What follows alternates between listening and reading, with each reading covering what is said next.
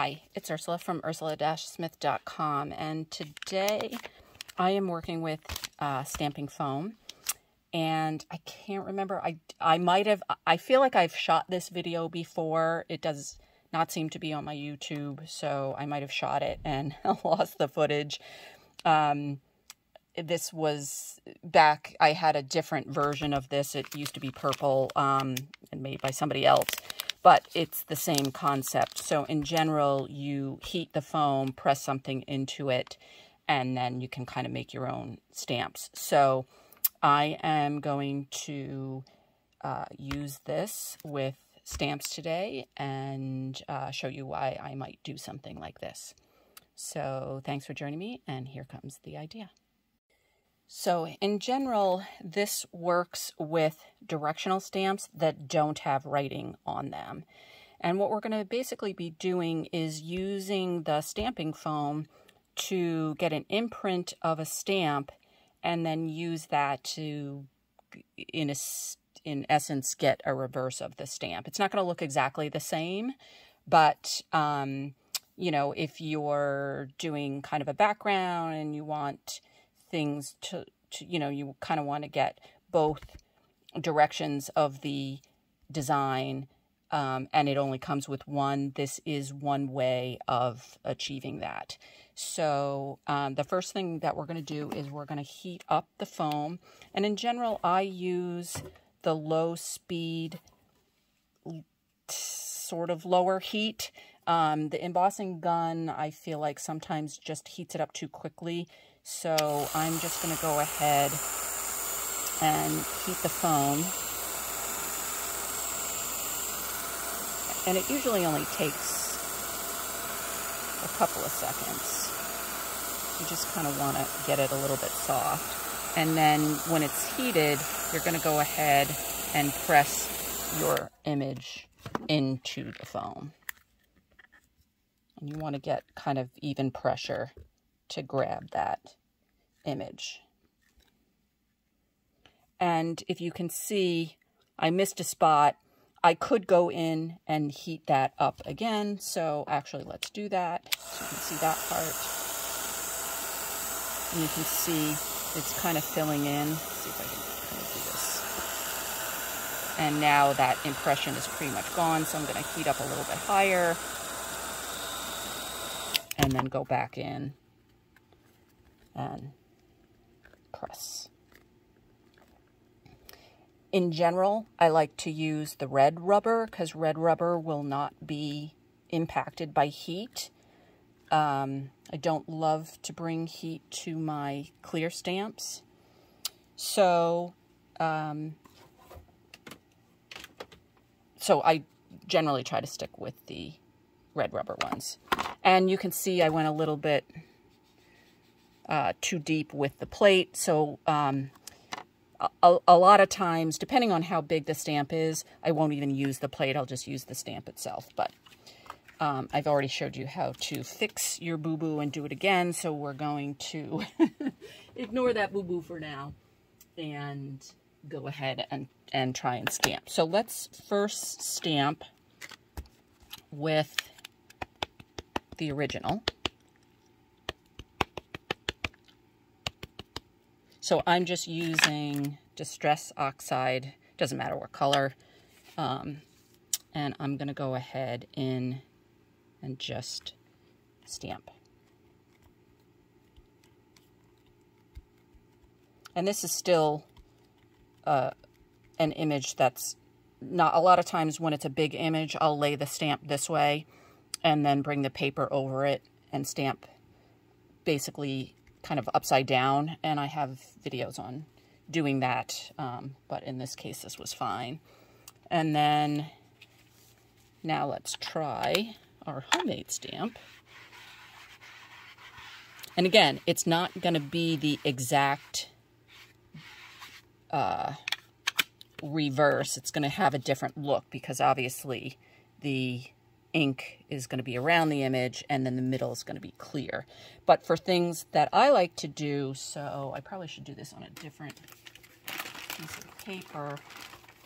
I'll find one quick.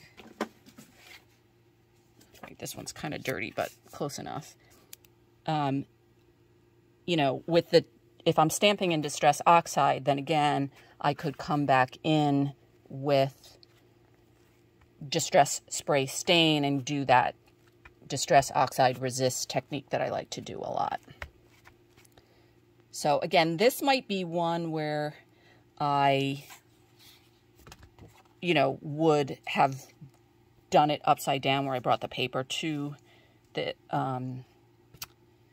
stamp rather than the way that I did it, but for demo purposes, this was fine. And then again, I can come through with regular distress spray stain, and so not the oxide, and just go ahead and actually, you know what, I'm not going to do it on the regular one because I'd probably fill up that background, but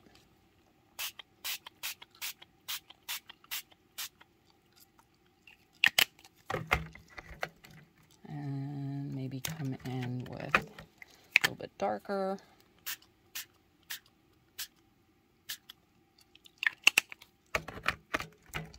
And I get the resist, but I get a completely different look and the reverse of the image that I originally, than the original design. So if you've got that stamping foam around, it's fun to play around with your stamps to kind of give them dual purpose. So anyway, I'll play around with the foam because I've got some other ideas for it as well, and you can see those in future videos. So thanks for joining me today, and we'll see you next time. So I did go through and try to redo the imprint of the stamp to pick up some more of those fine details. I feel like they still may be too much lower than the higher imprints, but I wanted to try to stamp it with a different technique where I bring the paper actually to the stamp. And what I did here was I just went in and softened with a wet paper towel or damp paper towel that ink, just so that I didn't have hard edges from the stamp pad. And so I'm going to bring my paper this time to the foam. Get this out of my way. And then I generally, when I do this technique, you could use your fingers, but if you have a bone folder, a lot of times I find that the bone folder actually helps disperse the pressure. And so you get, especially for something that's super hard to print, something that's big and fine details, a lot of times the bone folder helps. And maybe I'll just use my fingers just to kind of hopefully catch some of those finer, less deeply etched areas. And so that gave a much nicer imprint than the original one I did. So the original one didn't have those fine details, and so then I showed you how you could possibly go in and fill them in. It's tedious work, and you know, you make one mistake and oopsie. But in this case, just going through and flipping it, well, redoing the stamp just to make sure the details are there, and then flipping it to pick up those details worked. Now, I could come through with the Distress Spray Stain, like I did in the first video, but this may be too big. If you have a tool, you know, like foam or something like that, that you could, oh, and that is the wrong color. So pick the right ink pad, and you could go in and soften the edges. I just missed that when I was cleaning up, you could just go back in now after the fact and fix them with just a little of the matching ink.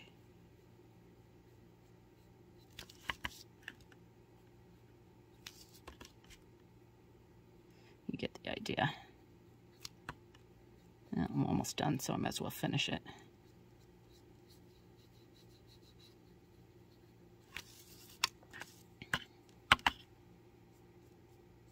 Oops. Yeah, don't do what I just do. Pay attention. And up there, I would fix too. So I kind of obliterated one of the scrolls.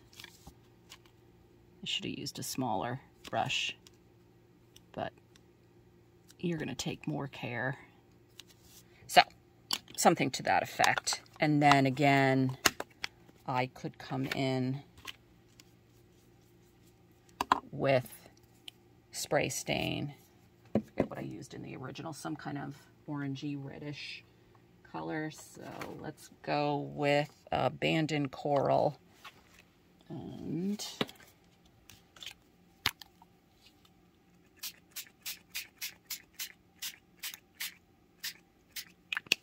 maybe add a little bit of old paper.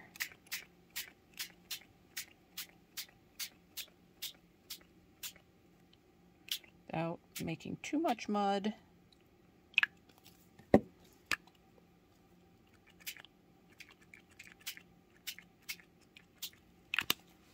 And a little bit of water if you want. And the line work definitely shows up with the resist. So anyway, that kind of fixed the initial project problem. You're still, again, got to play around with it a little bit, but it's definitely worth playing, so you could have the inverse of a design on one of your stamps. So thanks for joining me, and we'll see you next time. And one more thing, just because we didn't have open space like we did with the original stamping, you could still go in and embellish with like the jelly pen to kind of bring up the design a little bit and add some shimmer to it.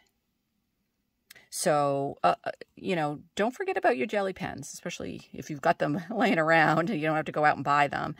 They just, I don't know, they add sparkle and just bring things up a little bit, just to add something special to them. I even sometimes do them if I've taken a piece of art and printed it out. That's another trick that I'll use to make it look even more handcrafted, is to go in with a jelly pen and just do some veining and outlining and dots and things like that. So, thanks again for joining me. See you next time. So I did want to mention that when you've got the foam, you just clean it like a regular stamp. So in this case, it's just Distress Oxide, so you can just use water. If it's a different kind of stamp that has an associated, or ink, sorry, that has an associated cleaner, you would just go ahead and use that. And if even if I was going to reuse this foam, I still would try to get as much of the ink off as I could, just because, you know, if you don't have to be breathing things that's burning off, probably a good thing. So anyway, that's as easy as it is to clean off your craft foam.